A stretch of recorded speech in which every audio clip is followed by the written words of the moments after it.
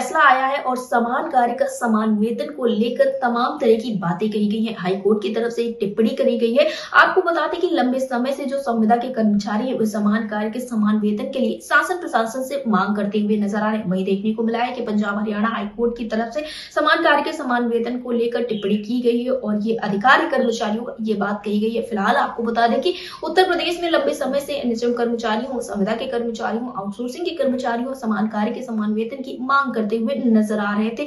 लंबे समय से इनके द्वारा शासन प्रशासन से ये बात कही जा रही थी। न जाने कितने ज्ञापन पत्र सौंपे गए, न जाने कितने कार्यक्रम किए गए, बार बार शासन प्रशासन से वार्ता का भी प्रयास किया गया, लेकिन फिलहाल अभी तक उत्तर प्रदेश में ये पॉलिसी लागू नहीं हो पाई है। वहीं आपको बता दें कि संगठन के पदाधिकारी लगातार प्रयासरत है। उनके द्वारा पूरी कोशिश की जा रही है कि जल्द से जल्द समान कार्य के समान वेतन की जो व्यवस्था है वो उत्तर प्रदेश में भी लागू हो जाए। आपको बता दें कि उत्तर प्रदेश जिसे उत्तम प्रदेश बनाने का पूरा प्रयास किया जा रहा है, तो वहीं पर देखने को मिल रहा है कि उत्तर प्रदेश के जो पड़ोसी राज्य हैं वो एनएचएम कर्मचारियों को नियमितीकरण की ओर ले जा रहे हैं, उनके लिए तमाम तरह की सुविधाएं लेकर आ रहे हैं। तो वहीं न जाने कि उत्तर प्रदेश की जो सरकार है वो इन एनएचएम कर्मचारियों को दरकिनार करती हुई नजर आ रही है। फिलहाल संगठन ने साफ तौर पर यह बात कह दी कि वो बिल्कुल भी रुकने वाला नहीं है और आगे चलकर जल्द से जल्द ये सारी चीजें उत्तर प्रदेश में भी लागू करवाने का प्रयास किया जाएगा। फिलहाल हाईकोर्ट की ये जो टिप्पणी है इस पर संगठन के पदाधिकारी मयंक जी का क्या कुछ कहना है, आप भी सुनिए। मयंक जी, आपका हमारे चैनल नटल टीवी पे बहुत बहुत स्वागत है।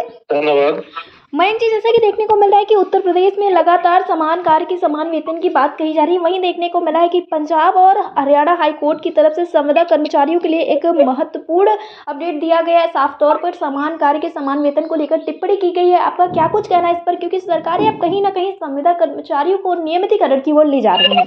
हाँ बिल्कुल, लेकिन अपने उत्तर प्रदेश में थोड़ा सा मैं इसमें कहना चाहूंगा कि हमने शुरुआत जब की थी संगठन की 2016 में जी 15 में, तब हमने जो धरना किया था तो उसमें हमारी डिमांड एक ही थी, नियमितीकरण की। जी लेकिन तब हमें समझाया गया अधिकारियों के थ्रू कि आप इस पे ना जाएं क्योंकि ये पॉसिबल नहीं है, आप इसके अलावा कुछ भी मांग रखें। तब से लगातार हम समान का समान वेतन संगठन की मांग लेकर चल रहे हैं। जी सरकारों को आश्वासन भी मिला और जैसे मैंने बताया था अधिकारी दिलावर रैली में उन्होंने स्पष्ट कहा भी कि कम से कम नियमितीकरण नहीं कर पाएंगे तो हम समान का समान वेतन जरूर कर देंगे। जी लेकिन सरकार यहाँ पर उत्तर प्रदेश में इसकी तरफ बिल्कुल भी सीरियस मुझे नहीं लग रही है। जी जैसा कि आप अदर स्टेट में देख रहे हैं तो अदर स्टेट में काफी बेनिफिट संविदा कर्मियों को दिए जा रहे हैं, कहीं वेतन अच्छा किया जा रहा है, कहीं कैशलेस दिया जा रहा है, कहीं कोई ना कोई फैसिलिटी हर जगह दी जा रही है।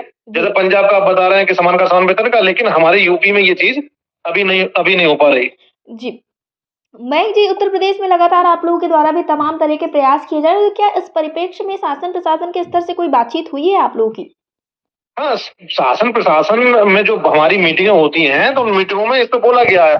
पंकज यादव एमडी सर थे जी तो उन्होंने इस तरफ एक कदम बढ़ाते हुए उन्होंने बोला कि हमें आप दीजिए, हम जो परमानेंट एम्प्लॉय हैं उनका 70% आपको कर देंगे, तो उनका डाटा बना के दीजिए। हमने पूरा डाटा बना के दिया, लेकिन उनका ट्रांसफर हो गया। फिर वो अगली जो मैडम आई यहाँ पे पढ़ना मैडम, उन्होंने वो डाटा पूरा घर ले गई, खो दिया।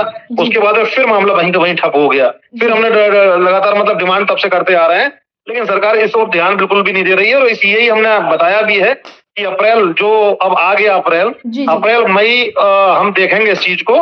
कोशिश कर रहे हैं कि अब सरकार सुन ले, लेकिन अगर नहीं सुनती है तो जैसे कि अदर स्टेट में सरकार कर रही है, जो भाजपा सरकार है वो भी कर रही है, तो हमको फिर एक बड़ा कदम उठाना पड़ेगा आर पार की लड़ाई का, जो आर पार की लड़ाई करके तब हमें यहाँ पे करवाना पड़ेगा उसके लिए। जी मयंक जी, देखा जाए तो ये जो समय है यही सबसे ज्यादा बहुमूल्य समय है, क्योंकि 27 में चुनाव है, उसके बाद आचार संहिता का भी अभाव देखने को मिलेगा। तो क्या ये कहा जा सकता है कि आप लोगों को कदम बहुत जल्दी उठाना पड़ेगा? हाँ बिल्कुल, इसके लिए हम पूरी तरह तैयारी कर रहे हैं और पूरी तरह सीरियस भी है, क्योंकि अभी हमें ये लग रहा है ना, जैसे कि आप बहुत टाइम से देख रहे होंगे कि हमारे कर्मचारियों की सैलरी तक टाइम पे नहीं मिल पा रही।